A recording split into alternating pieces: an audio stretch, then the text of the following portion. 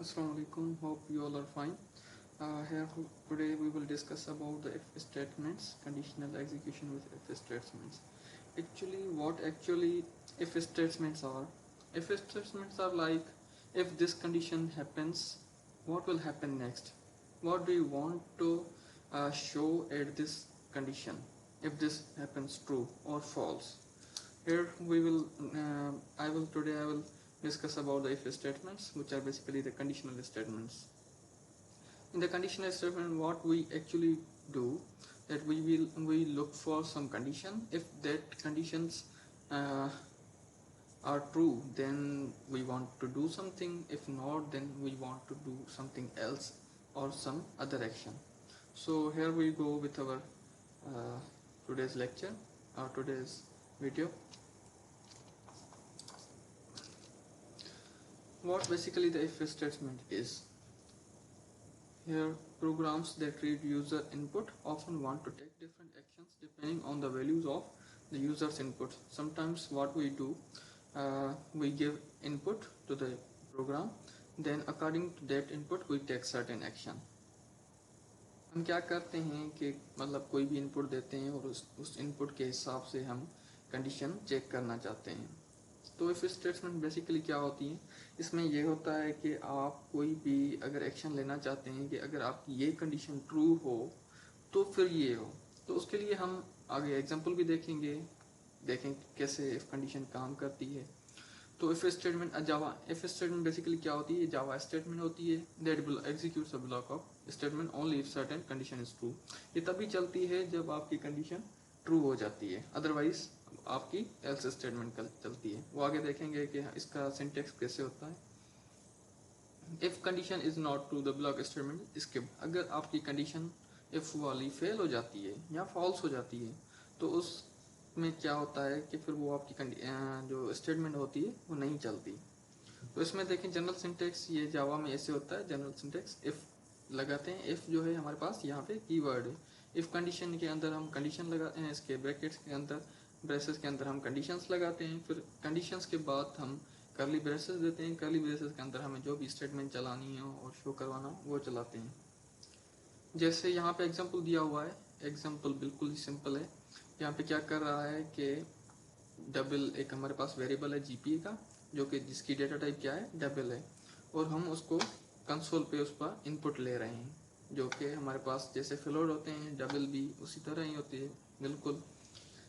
तो फिर क्या चेक करेगा, कंडीशन हमारे पास जो इनपुट हमने लिया है उस हिसाब से कंडीशन चेक करेगा. अगर जीपीए लेस देन और इक्वल टू 2.0 है, उसकी अगर जीपीए 2.0 से लेस है या इक्वल है, फिर क्या आप बोलेंगे कि your application is denied. Mostly ये कहाँ पे यूज होता है, जैसे हम ऑनलाइन एप्लीकेशंस फिल करते हैं या किसी फॉरेन के लिए अप्लाई करते हैं, तो क्या होता है वहाँ पे कंडीशंस रखी होती हैं जहाँ पे आपकी ज़रूरी है कि 3 CGPA हो. अगर CGPA 3 नहीं होगी तो आपको वो एप्लीकेशन अलो नहीं करेगी कि आप फॉर्म फिल करें और आपकी एप्लीकेशन रिजेक्ट हो जाती है. बिल्कुल ऐसे ही इफ स्टेटमेंट काम करता है. अगर आपकी GPA ये है, अगर ये आपकी होगी, मतलब अगर इससे ज़्यादा इस कंडीशन में अगर आपकी GPA 2 से लेस और इक्वल हुई तो क्या होगा, ये आपको ये स्टेटमेंट आपको कंसोल पे दिखाई देगी, जो कि your application is denied. Simple. आगे कहता है कि if statement a Java statement that executes one block of statement if a certain condition is true, जो हमने पहले ही हम डिस्कस कर चुके हैं, जो कि पिछली स्लाइड पे था. अब इस स्लाइड में क्या है, एल्स मतलब उसे लगा दिया है. एल्स स्टेटमेंट क्या है, जब आपकी इफ स्टेटमेंट फॉल्स हो जाएगी उस कंडीशन में आपकी एल्स स्टेटमेंट सही होगी, चलेगी.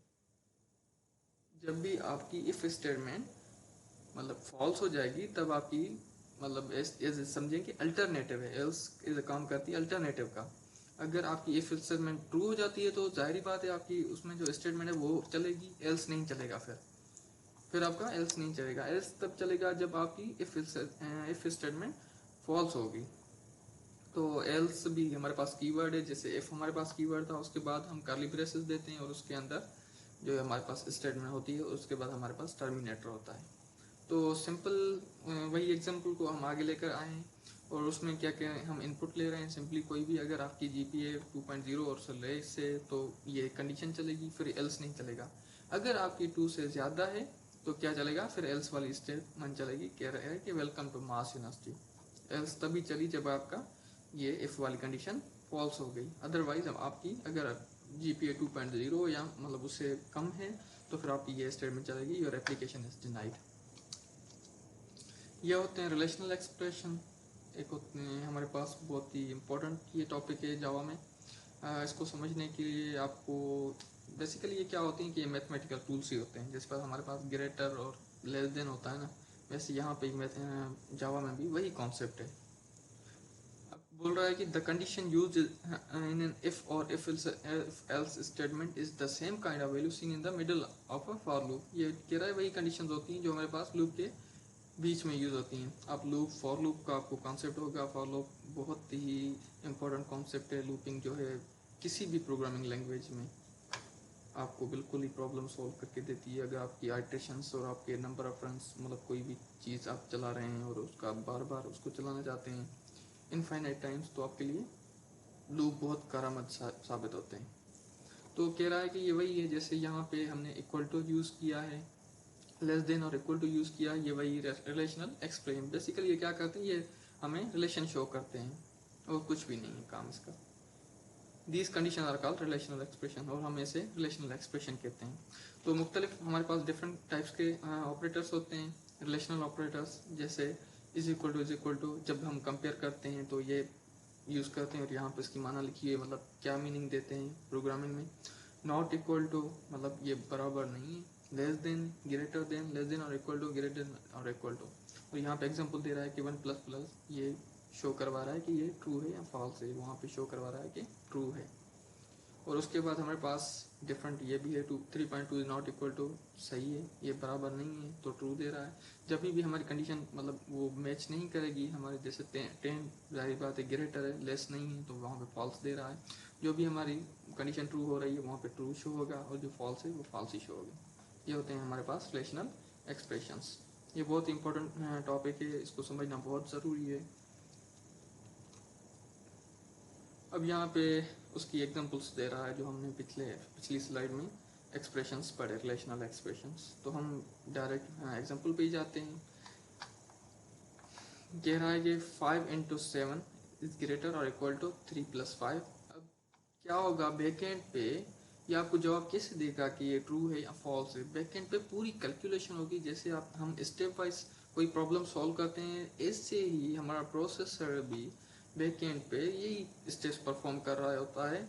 जो बॉर्ड मास रूल है वो भी यही अप्लाई कर रहा होता है। वो जो पहले वहाँ पे भी हम ब्रेसेस छुड़वाते हैं, ये भी प्रोसेसर भी बिल्कुल ये से काम कर रहा है, ब्रेसेस छुड़वाता है। इसमें कोई मतलब अलग लॉजिक नहीं है, अलग कोई मतलब थ्योरी नहीं है, अलग कॉन्सेप्ट नहीं है, वही कॉन्सेप्ट है। फिर आपको फाइनली ये क्या कर रहा है, ये लेफ्ट हैंड साइड है और ये राइट हैंड साइड है। तो फाइनली हमें कैलकुलेट करके बता रहा है क्या ये 35 इज ग्रेटर और इक्वल टू 33 है। हाँ जी बिल्कुल हैं तो वो ट्रू शो कर रहा है, अदरवाइज अगर नहीं होते तो फॉल्स शो करता। ऐसे ही मतलब आप रिलेशनल एक्सप्रेशन को, जो भी रिलेशनल ऑपरेटर थे उनको चेन नहीं कर सकते। चेन इस हिसाब से कि देखें एक इसमें एक्स को हम 2 3 के साथ जैसे मैथमेटिक्स में करते हैं ना कि वैल्यू एक्स की ग्रेटर भी मतलब ग्रेटर देन सपोज 2 हो, लेस देन 10 हो। ऐसे हम प्रोग्रामिंग में ऐसा कॉन्सेप्ट नहीं है। आपको ये क्या करेगा, एरर शो कराएगा। तो आप एट अ टाइम एक ही चीज़ कर सकते हैं, या उसको बता सकते हैं एक्स 2 है या ग्रेटर देन 2 है या लेस देन 10 है। तो ऐसे कॉन्सेप्ट होता है रिलेशनल एक्सप्रेशंस का। अब नेस्टेड इफ एल्स स्टेटमेंट, जैसे नाम से ही पता चल रहा है कि ये क्या होंगी, नेस्टेड होंगी। अब हमारे पास जैसे इफ स्टेटमेंट्स थी तो यहाँ पे हमारे पास एल्स इफ भी स्टेटमेंट होती है और दूसरी होती है इफ वाली भी होती हैं। ज़रूरी नहीं कि हम इन पे बेसिकली इनके बैकएंड पे थोड़ा फंक्शनलिटी डिफरेंट होती है एल्स इफ और मल्टीपल इफ्स की यूज़ करने की, कि उनका जो बैकएंड पे एग्जीक्यूशन जो होता है ना उनका वो डिफरेंट होता है। वैसे काम सेम ही होता है इफ और एल्स इफ का। नेस्टेड इफ एल्स में क्या होती है, इसमें कंडीशंस के अंदर कंडीशन हम डालते हैं तभी उसे हम नेस्टेड इफ एल्स। तो देखते हैं यहाँ पे स्लाइड क्या कह रही है। A chain of if else statement that can select between many different outcome based on several condition. यहाँ पे हम क्या करते हैं, डिफरेंट कंडीशंस देते हैं। जैसे यहाँ पे कंडीशन 3 कंडीशंस दी हुई हैं इफ़ कंडीशन दी हुई है, कोई भी कंडीशन हो, उसके रिजल्ट में अगर ट्रू हो तो वो ये स्टेटमेंट चलें, दूसरी चलाएंगे। अगर ये फॉल्स हो रही तो फिर क्या करें, ये चेक करें। अगर ये भी फॉल्स हो रही तो क्या करें, फाइनली हमारे पास else statement as an alternative होती है जो कि चलती है इन केस अगर हमारी पहले वाली जो कंडीशन है वो फॉल्स हो रही हैं, अदरवाइज जो ट्रू होगी वही चलेगी। तो जैसे यहाँ पे जैसे हमारे पास स्कूल्स में ग्रेडिंग होता है, कॉलेज में ग्रेडिंग होता है, बिल्कुल यूनिवर्सिटी में भी ग्रेडिंग होता है, तो वहाँ पे उसका मिसाल दिया हुआ है कि अगर आपका उसका मतलब मल्टीपल कंडीशंस का यहाँ पे एग्जांपल दी हुई है। तो वो एग्जांपल क्या है, अगर ग्रेटर इज इक्वल टू और ग्रेटर देन है 90 तो क्या करें, उनको शो कराए कि congratulation you have got A grade. And in other condition वो क्या होता है कि ग्रेड अगर आपका ग्रेटर और इक्वल टू 80 है तो योर ग्रेड इज बी, वो शो कराएगा। अगर आपकी ये कंडीशन ट्रू हो रही है तो फिर नीचे वाली कंडीशंस आपकी नहीं चलेंगी। अदरवाइज अगर ये फॉल्स हो रही है तो नीचे वाली अगर वो भी चेक करेगा। अगर आपका ग्रेड ग्रेटर और इक्वल टू 80 है तो फिर ये योर ग्रेड इज बी, ये शो कराएगा कंसोल पे। अदरवाइज ये चेक करेगा कि एल्स इफ ये कंडीशन ट्रू हो रही है या नहीं। तो उसके बाद हमारे पास लास्ट वाली होती है एल्स। फिर क्या होता है, सपोज हम क्या करते हैं, एफ लगा देते हैं एल्स में उसको, भाई कि आप फेल हो गए हैं। सो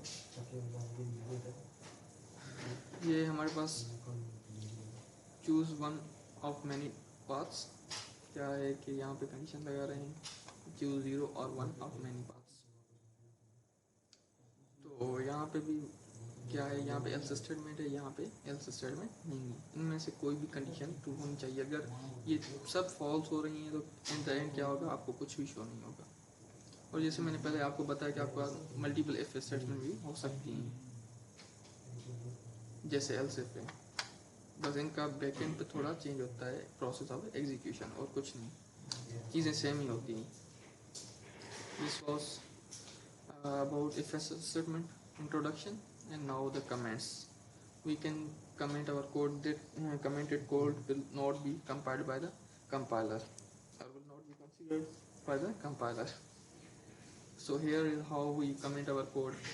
जो कोड हमारा होता है कमेंटेड, वो उसको कंपाइलर कंसीडर नहीं करता और वो कंपाइलर उसको रीड भी नहीं करता। यहाँ पे जैसे है ये सिंपली ऐसे ही कमेंट करते हैं डबल स्लैश लगा के, तो हमारा कोड क्या हो जाता है, कमेंटेड हो जाता है, और वो कमेंटेड कोड कंपाइलर उसको रन नहीं करता है। तो comments on an if statement do not need to describe exactly what the if statement is testing, instead they should describe why you are performing that test. तो mostly documentation के लिए आपके लिए ये कमेंट्स यूज होते हैं। आप अगर कोई रीडर है तो उनको बताना चाहते हैं कि आपकी ये स्टेटमेंट और ये ऑपरेशन आपने क्यों किया है। सिंपली डिस्क्रिप्शंस होती हैं। ये मोस्टली आपके जो एप्लीकेशंस बनाते हैं वहाँ पे जो डॉक्यूमेंटेशन करते हैं, उस डॉक्यूमेंटेशन में ये बहुत ही हेल्पफुल होती हैं। अगर आप नेक्स्ट टाइम आप उनको मेंटेन करवाना चाहते हैं, आप अपनी एप्लीकेशन को, जो दूसरा जो होगा डेवलपर वो समझ जाएगा कि ये उसने पहले वाले डेवलपर ने क्यों यूज़ किए। तो ये पुअर स्टाइल है, आप ऐसे यूज़ करेंगे, और ये दूसरा जो है बेस्ट स्टाइल है। पुअर आप मल्टीपल टाइम्स कर रहे हैं, हर लाइन पे आप कमेंट कर रहे हैं। गुड स्टाइल में आप एक जगह ही मतलब वो सारा बता रहे हैं। ये बता रहा है कि कैसे आपको कमेंट करना है, how to comment if an if statement test is straightforward and if the action to be taken in the bodies of if else statement are very different. Sometimes putting comments on the body themselves is more helpful. क्या होता है कि बोल रहा है कि कभी कभी आपका कमेंट्स लगाना आपके लिए बहुत ही मदद साबित होता है। जैसे यहाँ पे जो है user wants to guess again, कि बता रहा है कि अब क्या करना चाहता है यूज़र। जैसे ये यहाँ पे गेम के लिए कोड किया हुआ है, तो उसको बता रहा है कि ये यहाँ पे क्या कर रहा है। User wants to guess again, reset game state and play another game. तो सिंपली यहाँ पे वही चीज़ है, डॉक्यूमेंट कर रहा है, चीज़ें बता रहा है। आप जो आप भी स्टेप्स ले रहा है प्रोग्रामर और जो डेवलपर है वो सारे उसको डिफाइन करता है। हाँ, यहाँ पे जो इफ कंपेयर कर रहा है मैथ का जो है मैक्स और मैन है उसको डिफाइन एल्स के साथ। Many if else statement they choose the larger और smaller of two numbers can be replaced by a call to math.max or math.min। कह रहा है कि जो भी नंबर हम मैक्स और मिन सेलेक्ट करते हैं नंबर में से, वहाँ पे ये भी काम करता है इफ एंड एल्स स्टेटमेंट। क्या कर रहा है, इंटीजर पहले कोई वेरिएबल इनिशियलाइज करवा रहा है, डिक्लेयर करवा रहा है और उसको कंपेयर करवा रहा है। अगर x ग्रेटर देन y, उसको क्या कर रहा है, x z में स्टोर करवा रहा है उस वैल्यू को, x को, ग्रेटर को। अदरवाइज बोल रहा है कि जो z है वो y के बराबर है।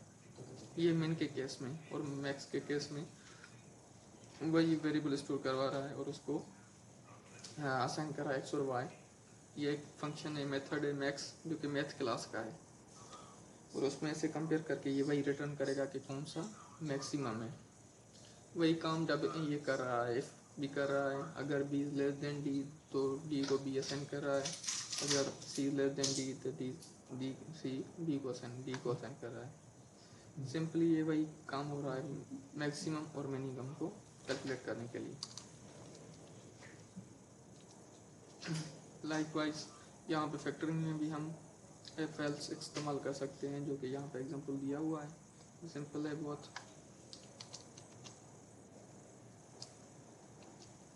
और यहाँ पे जो है बहुत ही ज़बरदस्त मिसाल दी हुई है इफ़ की और एल्स इफ की। यहाँ पे क्या आ रहा है, अगर आपके पास जो मनी है वो अगर लेस देन 500 है तो ये सारी स्टेटमेंट्स चलेंगी।